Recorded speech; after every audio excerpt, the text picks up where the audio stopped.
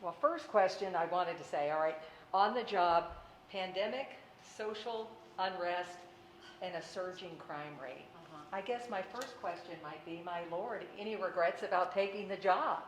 No, not at all. I actually think the hardest thing to watch is just the prolonged nature of the pandemic and the impact that it's having on people, on their mental health, their vitality, and just, I just hope as a country we can navigate out of that sooner than later. I really worry about the kids and the kids that aren't able to go to school, and I understand why they haven't been able to, but no, I'm fine with that. Yeah. So when you came in, just give me a sense, is it about what you expected? Is it better than you thought, worse than you thought?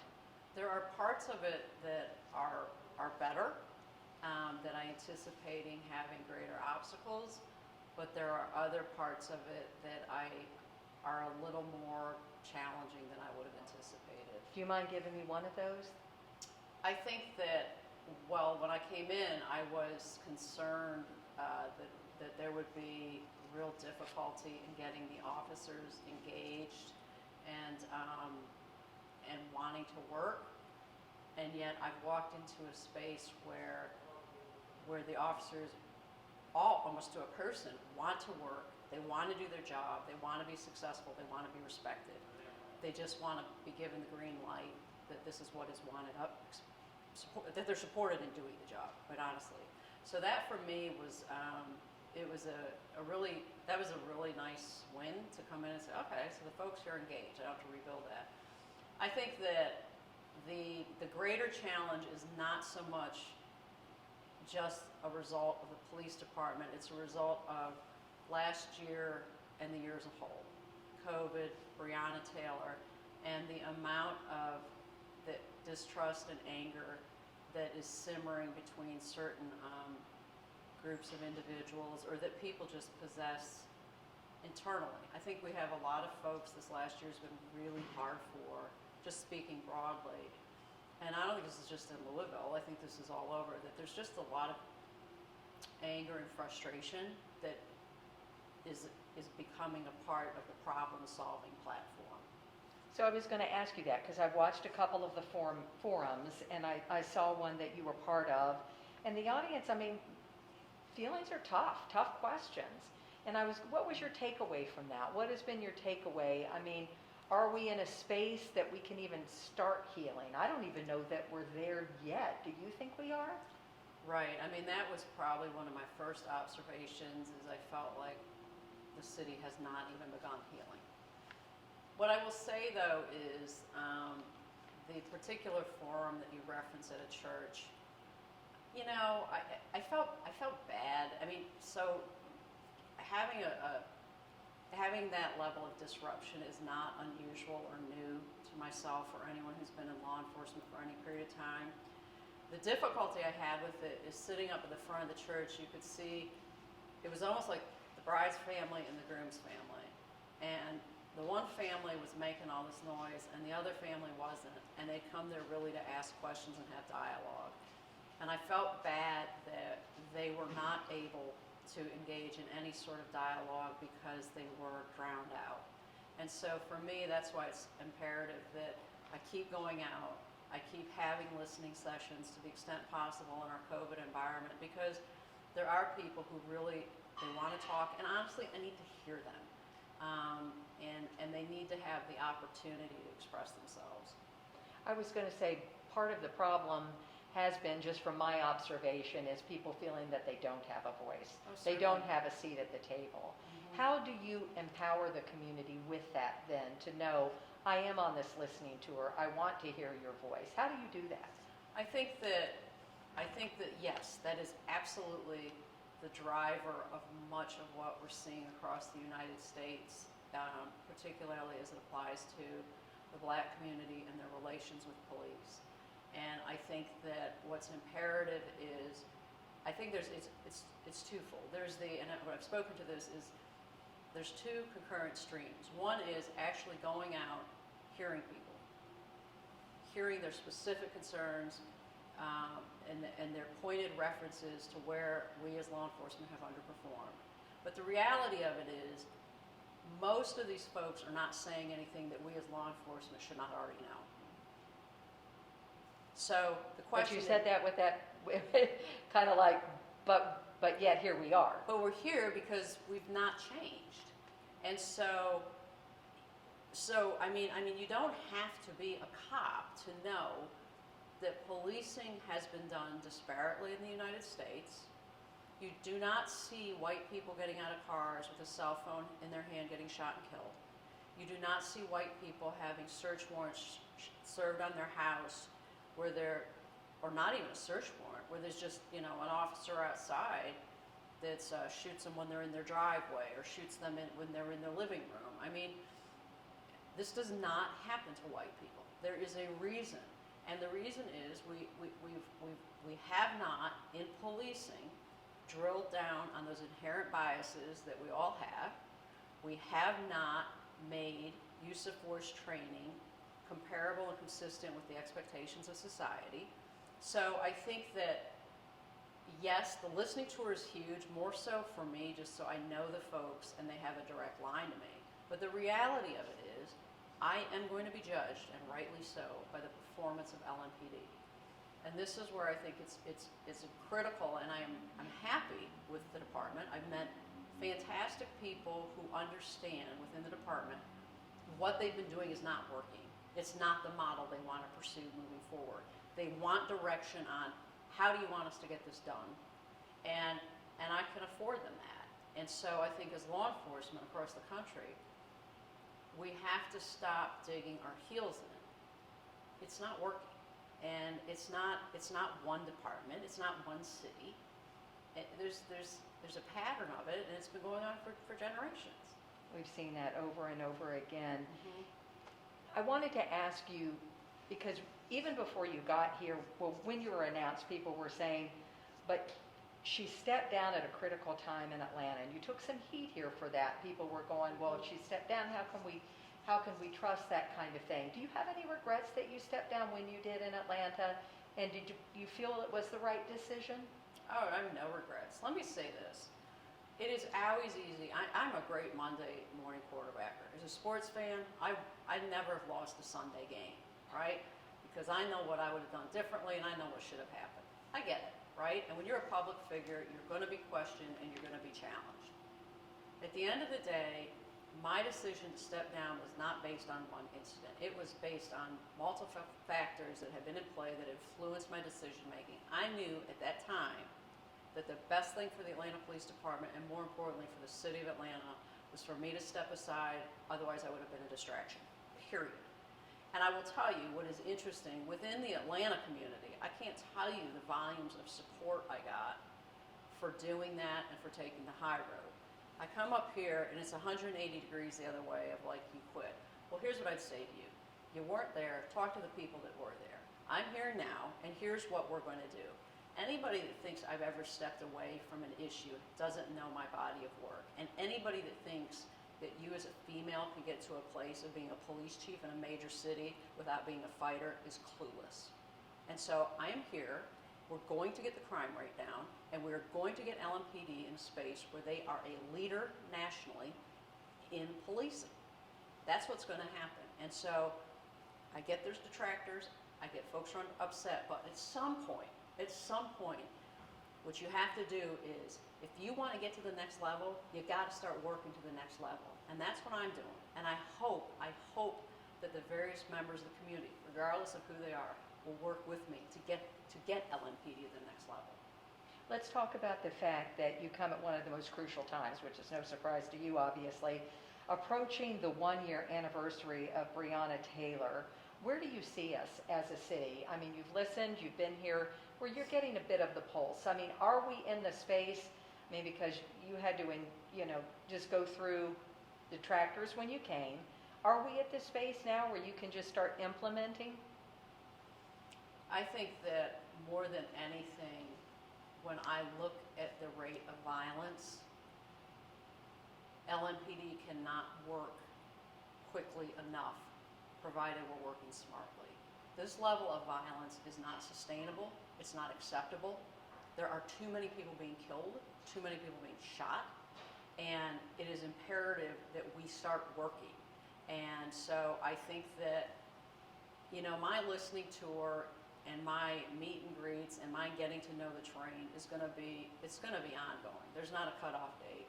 But what I will also say is I'm finally getting my feet so I know critical areas of the department so that I feel comfortable making the necessary adjustments to get us engaged in fighting crime.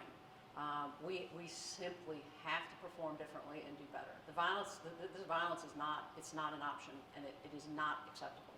I'm going to get back to the violence in 1 minute. One more question about the Breonna Taylor. Are we at the end of the road where it comes to any more disciplinary actions and that kind of thing? I honestly am not sure because the FBI has opened the file looking at civil rights violations.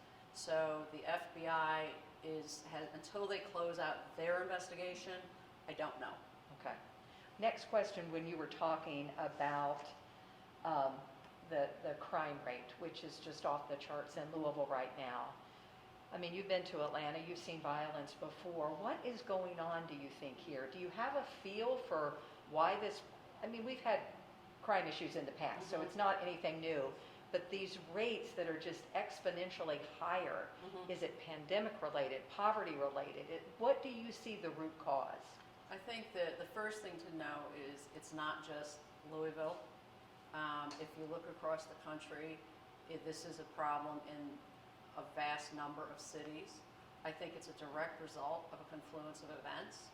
You have the coronavirus, which has essentially shut down our society and outlets and for many people, a purpose to be for a year.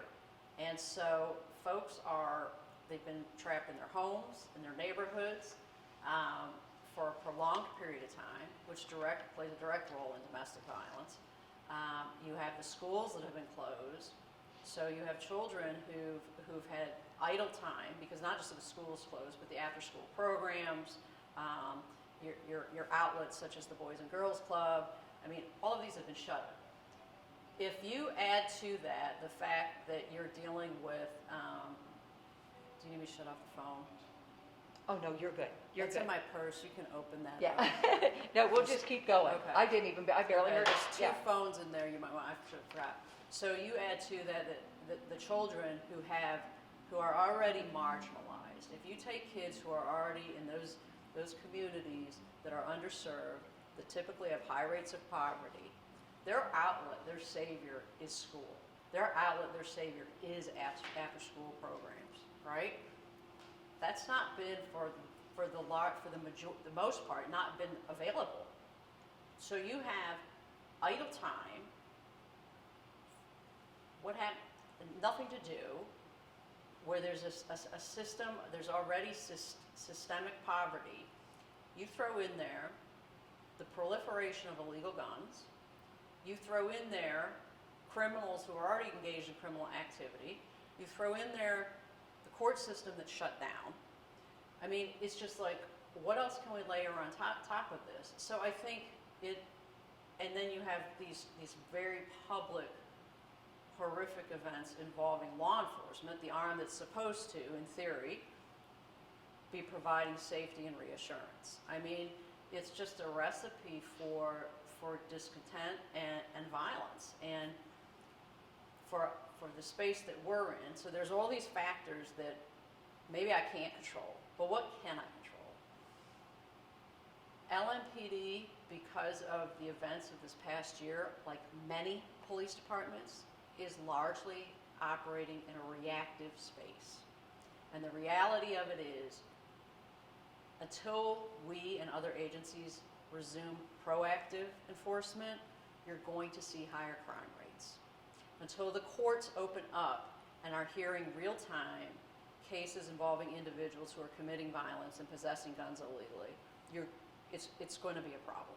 So it's not unique to LMPD or Louisville, but it absolutely is a disturbing trend. So I know going after violent crime, going after guns on the street, any new initiatives that you plan to launch here to deal with crime like that? I think that there's multiple things that I want to do. The first is I'm a big believer in that you have to triage the problem and you need to be going after the illegal guns. Law enforcement for generations really focused on narcotics. The problem is you can expend a huge amount of energy on narcotics. Get the narcotics, get the seizure, that's great, but do you have the felony charges on the individual who is driving the issues, who is driving the crime? And that's a problem. It doesn't, you have to go after, when you find someone who has illegal guns and is using guns illegally, you will automatically roll up into that, the drug use, the illegal drug use, and the violence. It just goes hand in hand. Whereas when you're focused on the narcotics, you may or may not get the violence and you may or may not get the guns. So that's the first thing. The other thing is that I think what clearly can be leveraged to a much higher space here is technology. License plate readers are essential to fighting crime. The shot spotter technology is good here, but it does need to be expanded.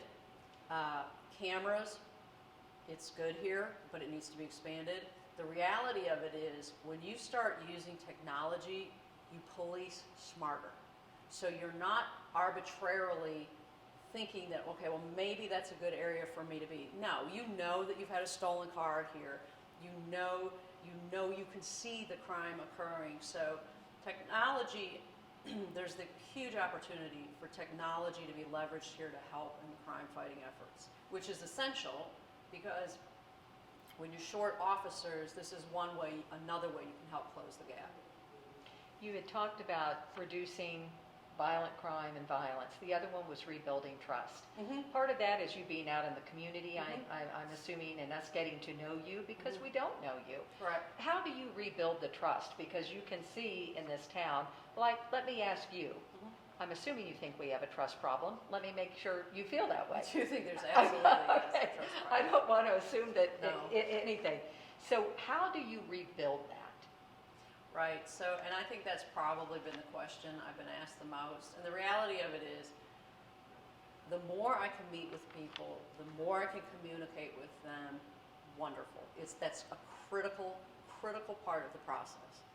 But at the end of the day, what I know is I will be judged based on the performance of LMPD. Because for folks who have been discriminated against, who've been on the receiving end of police conduct that is questionable, I can speak to them all day long. I can do interviews all day long. But what's going to matter to them is how does the department interact with them, if at all? How are we conducting ourselves in their communities, whatever the community is? It's basic stuff. So the job performance will, more than anything, guide the trust rebuilding process. And there's not a time frame. You can't put a time frame on it. You just continually have to perform at a level that that meets the expectations of the communities. Let me ask you then, because for those, many of the activists who have felt like there's a culture problem in LMPD, and you said they're going to judge me based on LMPD, what do you say to those folks who go, I don't trust LMPD right now, so Chief Shields, how am I going to do that? Well, that's the whole point.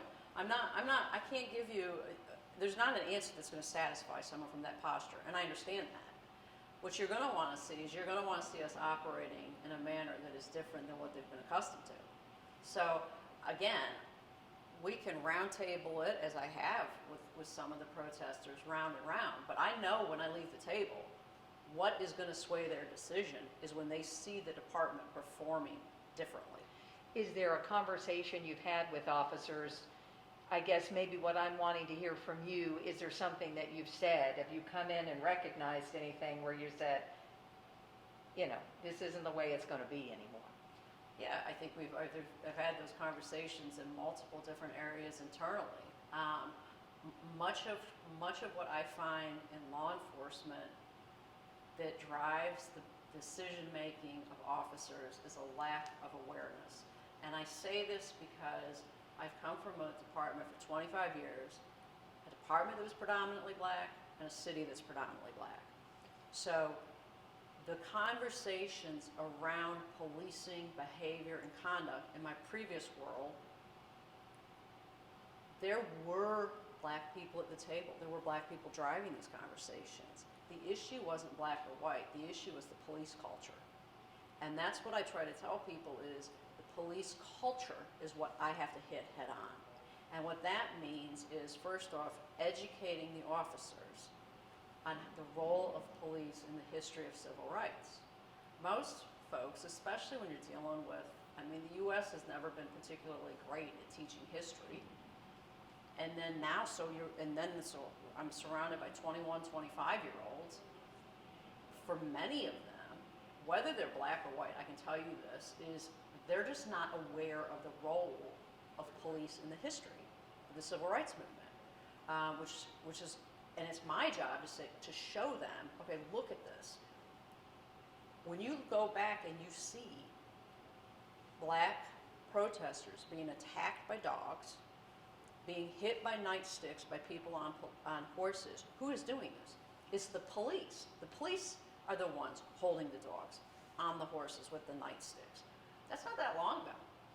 I mean, this is your parents or maybe your young grandparents' generation. This is real. So you need to have this awareness when you go into black communities that when the person on the street turns away from you and walks away, it doesn't necessarily mean they have a gun or drugs. They don't trust you. And so we have the same, so it's that understanding and educating them to that the responses that they're afforded as law enforcement may be markedly different from what they experience in a different community, a white community, just based on our history with engaging with these communities. So a lot of it is to that point. A lot of it is just laying down what will be tolerated and what won't. Yes, I will support you. I know this job is hard. I love being a cop. I know that policing, especially when you have to effect an arrest, is often ugly. I get it, and I will fight for you.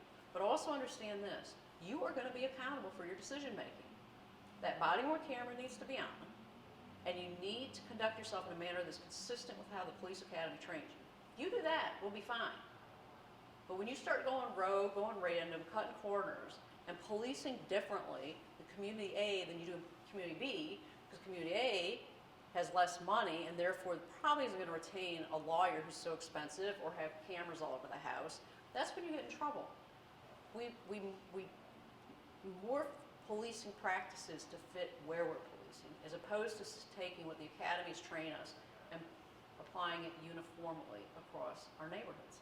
That's not unique to LMPD. That's law enforcement. And that is the crux of our problem. Best piece of advice you got from Yvette Gentry as she handed off the baton. She smiled. So Chief Gentry and I, we'd known each other for a number of years. I'm a big fan of hers. I think where she really helped me out, well, she helped me out in several ways, but one essential way was we just drove around for like an hour, and she was able to provide the context of many neighborhoods, not just in a law enforcement context, but also this is the history of this neighborhood. This is the history of Louisville here. That was absolutely invaluable to me. And then beyond that, and I will say she did far more than I would ever have imagined an interim chief to do, because she tackled some very major issues that made it far easier for me to come into this role. I have been and remain a huge fan of Yvette's. I think a lot of people Yes. are, absolutely. Talk to me about what I think is interesting when you came in. I think one of the things that you were surprised by in a good way was the morale in the officers, better than you thought it was going to be, correct? Yes. All right, tell me, do we have the numbers to move forward? I mean, I know numbers are down in the department. How do you go out and recruit in this town? I'm sure it's tough and not just Louisville, but to get those numbers up and get to the people you want to be in the department. So you're absolutely correct. So hiring across the United States for police officers is without question probably one of the top two most daunting challenges police chiefs have. Understandably, who really wants to be a police, right? They've seen what, and we need to rebrand ourselves. These wounds, they're self-inflicted, but it's made it a very difficult product and profession to sell. So it is by no means confined to LMPD, let me say that. So I think you have to have a number of things in motion. The first is we really need to, as law enforcement, especially as chiefs, show that we are doing things differently and really take leadership roles in the community so the community see that things are being done differently, which means speaking up about the changes that are critical to policing. And I will tell you, I've been a member of Major City Chiefs for a number of years, and there are a number of very strong police chiefs in the major cities. And I think it's just incumbent on all of us to speak up and step forward. The other areas are when you look at the recruitment and the hiring of individuals, it's imperative that LMPD start making inroads in those locations where we can tap into people who care about Louisville. So you may be able, for instance, you can do hiring trips, and I'm not opposed to it. You can do it to other parts of the country, but typically what happens is it'll be 50-50 on whether or not someone will stay into a region if they move. What I try to focus on, and where we've always had our best results, is let's look around us. Because if someone has family here and they care about the community, the likelihood is that once we get them on board and trained, they will stay. That means that we have to, and when you look at LMPD, and the number of black officers on the department is well short of where it should be. We need to be recruiting at those universities that have criminal justice programs. We need to be recruiting at the universities that have a predominantly or a strong black student population. We need to be working with the pastors and the reverends who know the children and the grandchildren in their communities.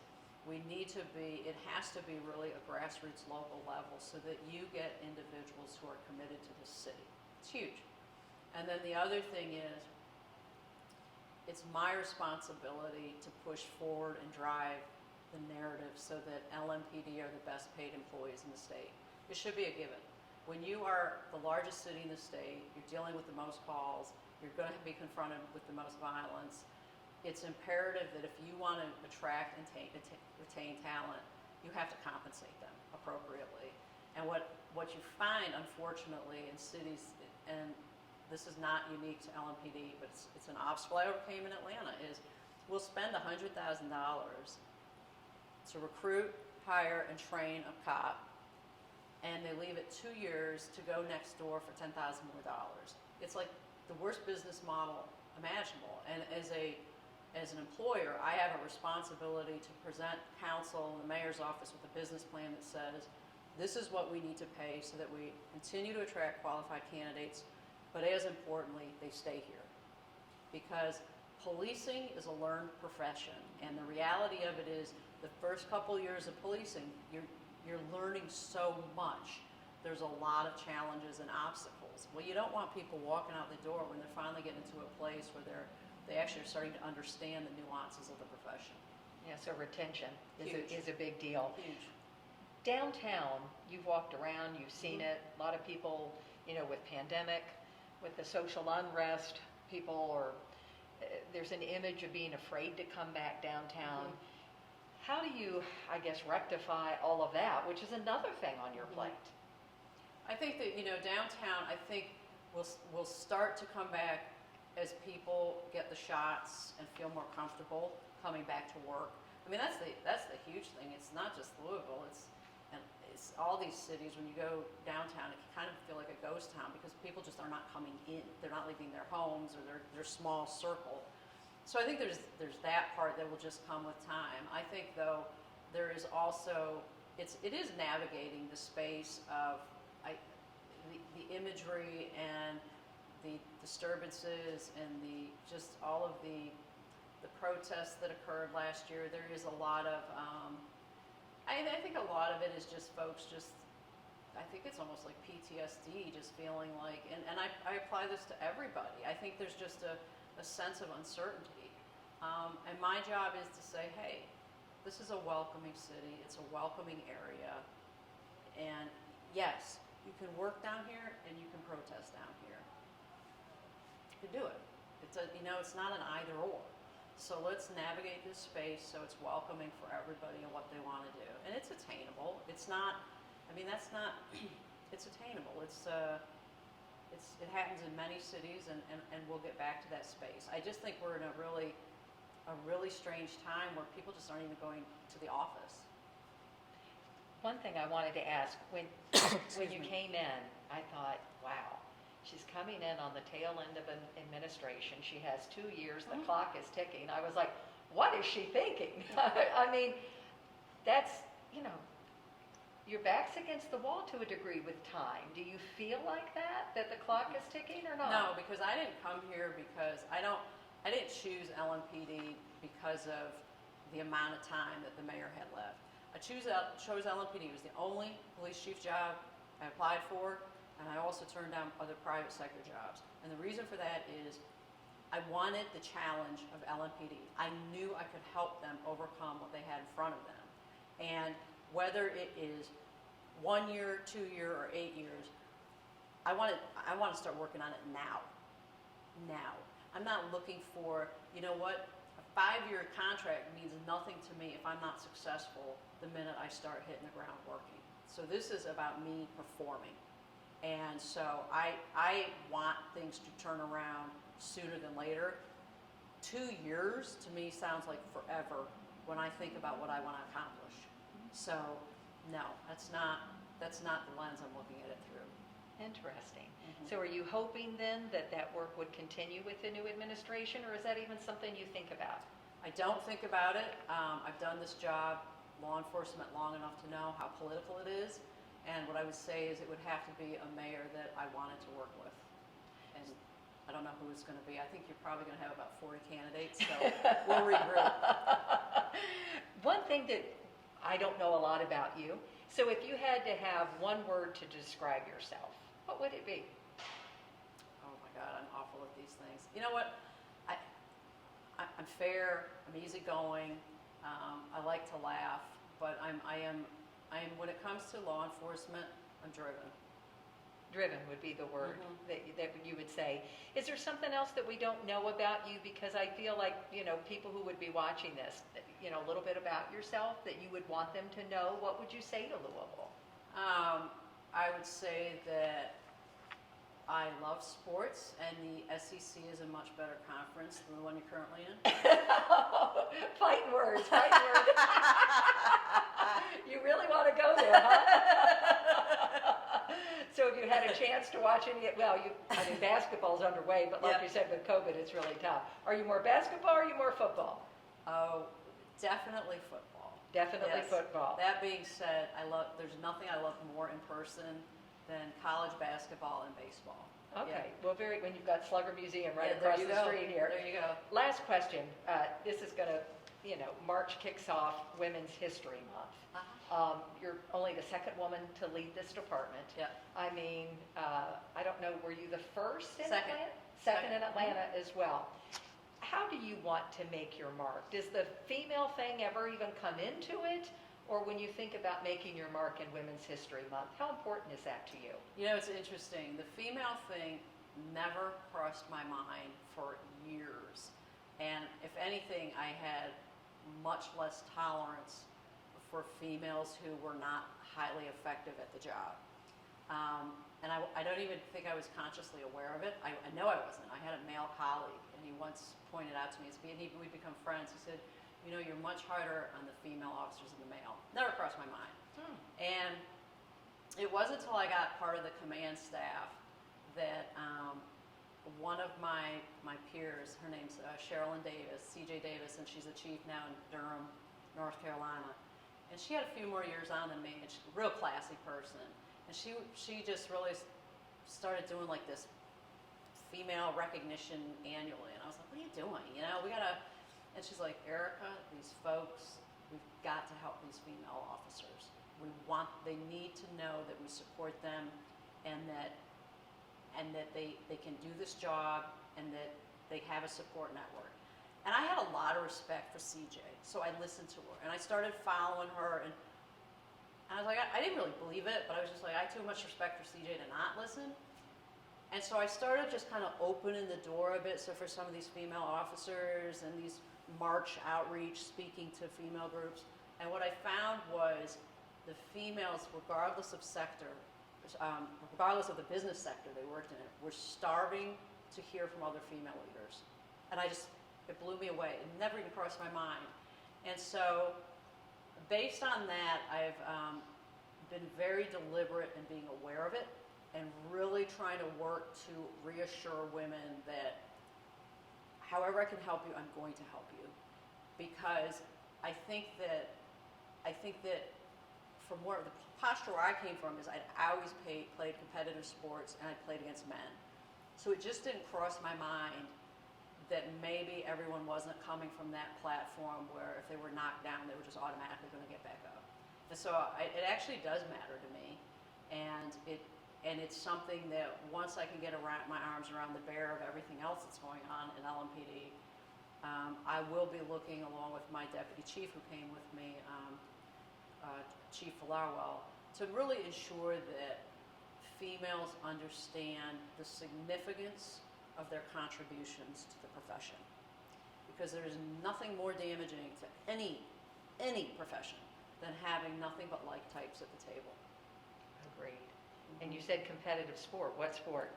I always would follow my dad to play basketball, and it was really ridiculous. But it was always men playing, and I had no business being there. I mean, but I think, that's one of the things where I look at my dad, I was like, you know what? It's really nice. He let me tag along, get in the court, get underfoot. And then from there, I just played more basketball and soccer and baseball. And so it really just taught me, it's not necessarily, I know from a societal standpoint, it's not a good thing, but I can actually say I've been, as a result of sport, punched in the face by a guy. And I don't know who's more shocked, me or the guy, but we both got back up. And literally when you're punched in the face like that, you just start, all right, I'm still here, I'll keep going. It could be a metaphor in life. Right? I wasn't thinking that way at the time, but yeah. We'll just leave it right there because I think that's the perfect ending. Okay. Well, thank you.